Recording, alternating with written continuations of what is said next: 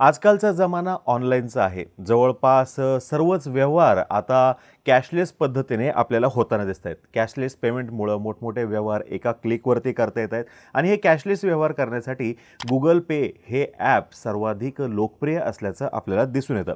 ह्या ॲपच्या माध्यमातून युजर्स आपल्या मित्राला, नातेवाईकांना, दुकानदाराच्या इथं काही खरेदी करत असताना, अगदी सोन्याची खरेदी करायची असेल तरीसुद्धा Google पेचा वापर करताना दिसून येत आहेत. ऑनलाईन पेमेंट त्याच्या माध्यमातून करतायत. आता इतके दिवस जवळपास Google पे वापरणारे सर्वजण जे आहेत त्यांनी हे ॲप फ्री वापरलेलं आहे. यासोबतच Google पेच्या माध्यमातून जर का तुम्ही कोणताही व्यवहार केलेला असेल तर त्याच्यावरती कोणतंही इतर अतिरिक्त शुल्क आकारलं जात नव्हतं आणि त्याच्यामुळं Google पेची लोकप्रियता मोठ्या प्रमाणामध्ये कमी कालावधीमध्ये वाढल्याचं आपण पाहिलेलं आहे. पण कधी कोणी विचार केलेला आहे का की हे Google पे नेमकं फ्री कशामुळं आपल्याला दिलं जातंय म्हणून? विचार केलेलाच नसेल.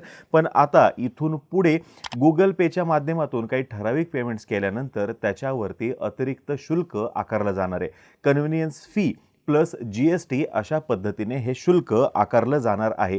म्हणजे जर का तुम्ही गॅसचं बिल भरत असाल किंवा इलेक्ट्रिसिटीचं बिल भरत असाल तर त्याच्यासाठी तुम्हाला अतिरिक्त पैसे मोजावे लागू शकतात. 0.5% to 1% प्लस GST अशा पद्धतीचं हे शुल्क असणार आहे. म्हणजे ₹1000 पर्यंतच्या ट्रान्झॅक्शनवरती 5 ते 10 रुपये तुम्हाला एक्स्ट्रा आकारले जाऊ शकतात.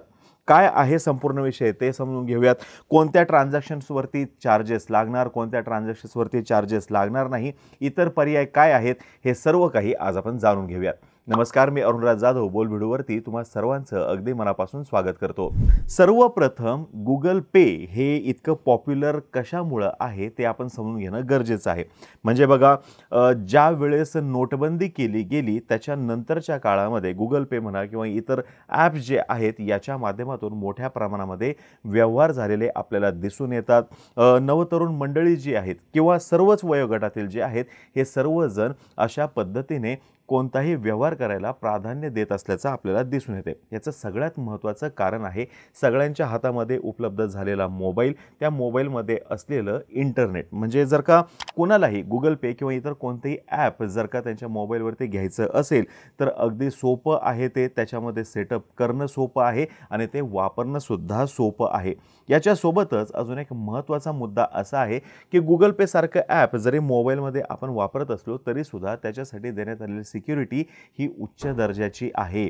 म्हणजे त्याच्यावरती आपल्याला पिनकोड टाकून ते ओपन करता येऊ शकतं किंवा काही जणांना फेस रिकग्निशन जे आहे त्याच्याद्वारेच ते ओपन करता येतं. थोडक्यात काय, याच्यामध्ये तुमचा असलेला एकूण व्यवहार जो आहे तो सुरक्षित असतो. म्हणून सुद्धा Google पे वापरणाऱ्यांची संख्या वाढलेली आहे. यासोबतच अगोदर बघा प्रत्येकजण पॉकेट मनी म्हणा किंवा वॉलेट जे आहे आपल्यासोबत कॅरी करत होता. कॅश पैसे सोबत कॅरी करणं खूप गरजेचं असायचं.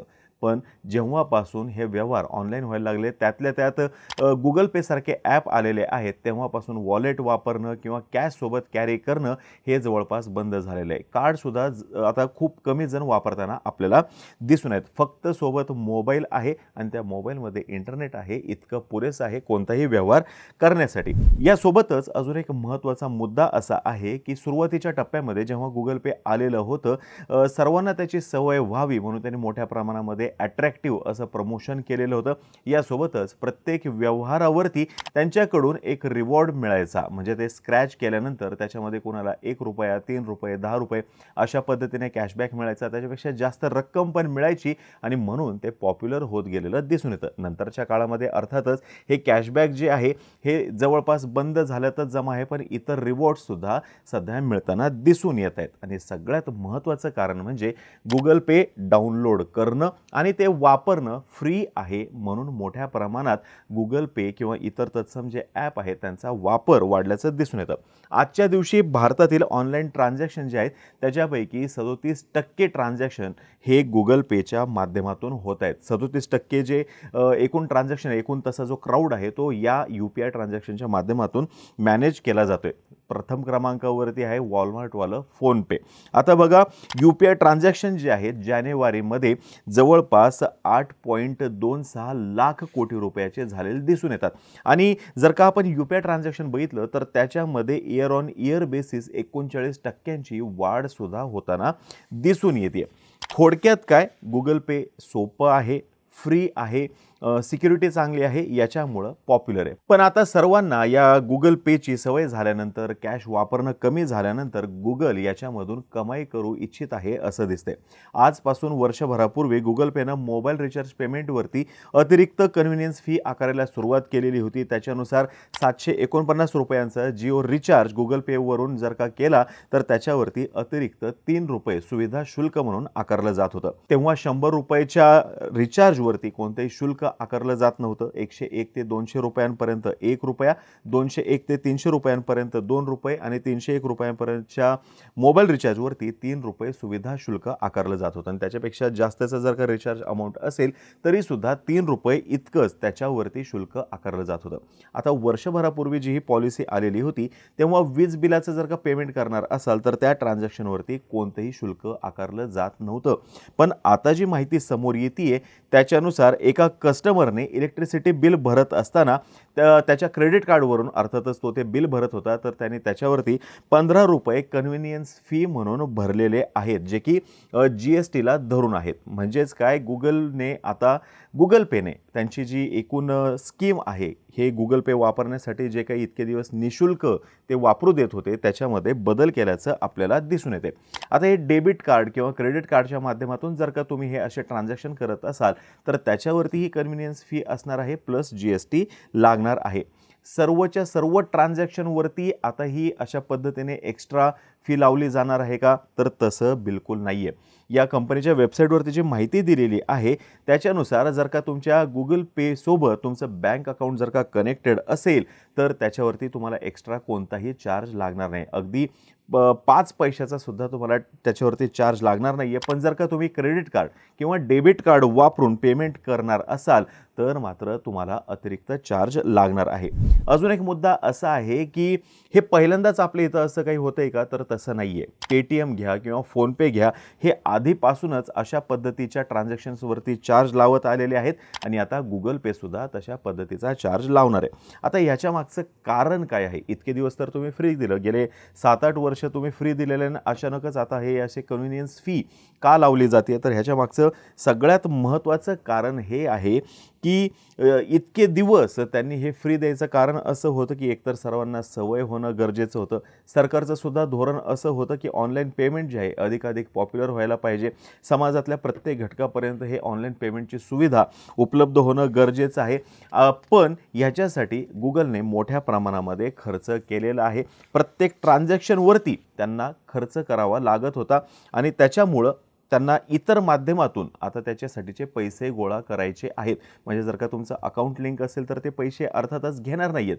पण ह्या सगळ्यासाठी जे काही कॉस्ट लागते ती कॉस्ट त्यांना वसूल करायची आहे. त्यांना आता त्यांचे एकूण एक्सपान्शन प्लॅन आणि त्यांचा रेव्हेन्यू याच्यामध्ये कुठेतरी बॅलन्स साधायचा आहे. खर्च किती होतोय आणि उत्पन्न किती येते हे पण त्यांना ह्याच्यातून साधायचं आहे. जर का आपण बघितलं प्रत्येक ट्रान्झॅक्शन जे आहे त्या प्रत्येक ट्रान्झॅक्शनवरती 0.25% इतके जो आहे त्याच्यावरती चार्ज लागतो, तितका पैसा खर्च होत असतो आणि इतके दिवस हा जो चार्ज आहे हा गुगल पेकडून बेअर केला जात होता. जर का आपण बघितलं फायनान्शियल इयर 2024 मध्ये UPI ट्रान्झॅक्शन जे आहेत हे जवळपास एक्सपेन्स जो आहे त्याच्यावरचा 12,000 कोटी रुपयांपर्यंतचा होता आणि 2,000च्या खालचे जे ट्रान्झॅक्शन आहेत त्याच्यावरती 4,000 कोटी रुपये त्यांचे खर्च झालेले होते. इतके दिवस गुगल पेने किंवा त्यांच्या कंपनीने हा सर्व खर्च उचलला होता. पण आता हा खर्च क्रेडिट कार्ड आणि डेबिट कार्ड याच्याद्वारे ट्रान्झॅक्शन करणाऱ्या ग्राहकांकडून वसूल केला जाणार आहे. आता कशावरती चार्ज लागणार हेही तुम्हाला लगेच सांगतो. जर का तुम्ही पाणीपट्टी भरत असाल किंवा तुम्ही गॅसचं बिल भरताय, इलेक्ट्रिसिटीचं बिल भरताय तर त्याच्यासाठी तुम्हाला चार्ज लागणार आहे. आता एक गोष्ट या ठिकाणी लक्षात घ्या, पेटीएमसुद्धा ₹1 40 रुपयांपर्यंत अशा पद्धतीचा चार्ज लावत होतं. पहिल्यांदाच होते असं काही नाही.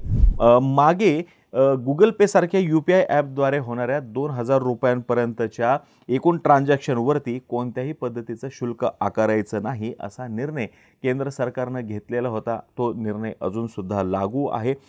ग्राहकांना तसेच व्यापाऱ्यांना याचा लाभ जो आहे तो 2 वर्षासाठी देण्यात येणार असं सरकारकडून सांगितलेलं होतं. त्यामध्ये जी काही नुकसान भरपाई होईल ती सुद्धा सरकारनं बेअर करायची तयारी दर्शवलेली होती आणि अजूनपर्यंत जे काही इथं खर्च होतोय तो त्या कंपनीद्वारे सरकारद्वारे किंवा सरकारकडून जो आहे तो बेअर केला जातोय. पण आता इथून पुढे ऑनलाईन पेमेंट जे काही वाढलेलं आहे, त्याचा व्हॉल्यूम जो काही वाढलेला आहे, त्याच्यामध्ये इयर ऑन इयर बेसिसवरती जी काही ग्रोथ होतीये, त्याच्यासाठी जो काही खर्च होतोय, हे सर्व लक्षात घेता आणि भविष्यातलं नुकसान टाळण्यासाठी Google Payकडून हे अशा पद्धतीचं शुल्क जे आहे ते ग्राहकांकडून वसूल केलं जाते. आता ही माहिती जर का तुम्हाला आवडली असेल, खाली कमेंट बॉक्समध्ये नक्की सांगा.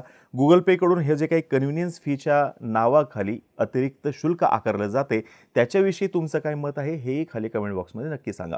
तोपर्यंत आम्हा सर्वांचे व्हिडिओ जास्तीत जास्त लोकांपर्यंत पोहोचवा आणि चॅनलला सबस्क्राईब करायला विसरू नका. धन्यवाद.